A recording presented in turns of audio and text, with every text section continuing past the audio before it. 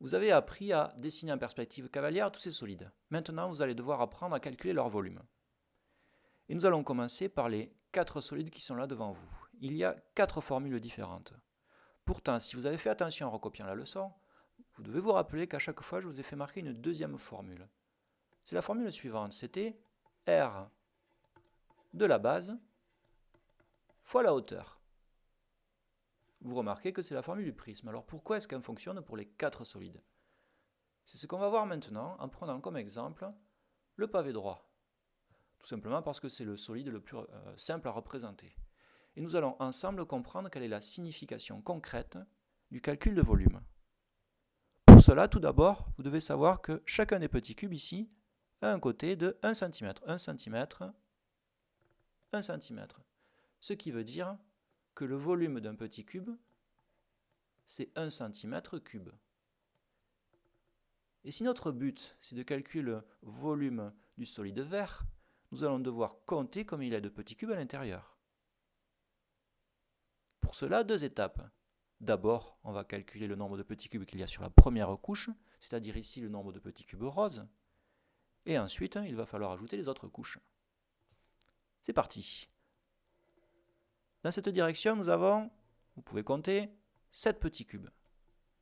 Dans celle-ci, nous avons 5 petits cubes.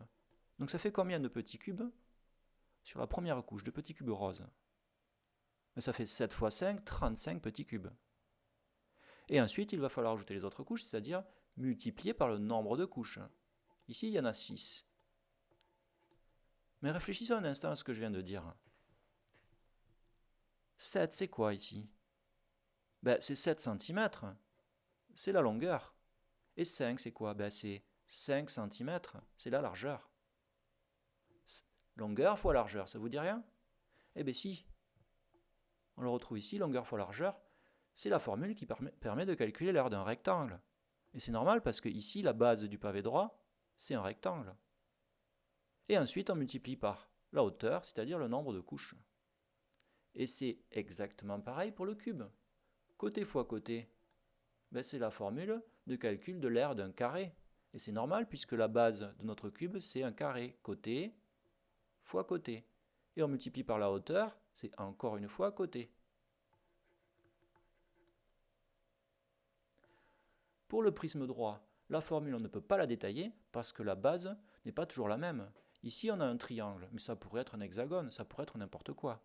Pourtant, la formule fonctionne quand même. L'aire de la base va nous donner le nombre de petits cubes qu'il y a sur la première couche, ici la première couche du triangle, et puis ensuite en multipliant par la hauteur, vous allez multiplier par le nombre de couches.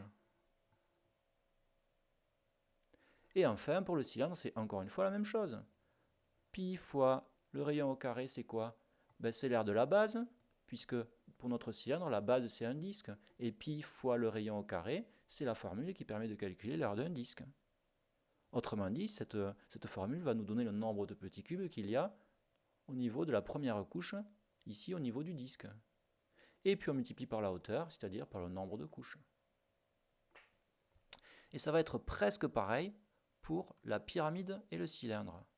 Presque pareil, je dis, parce que c'est toujours R de la base fois la hauteur.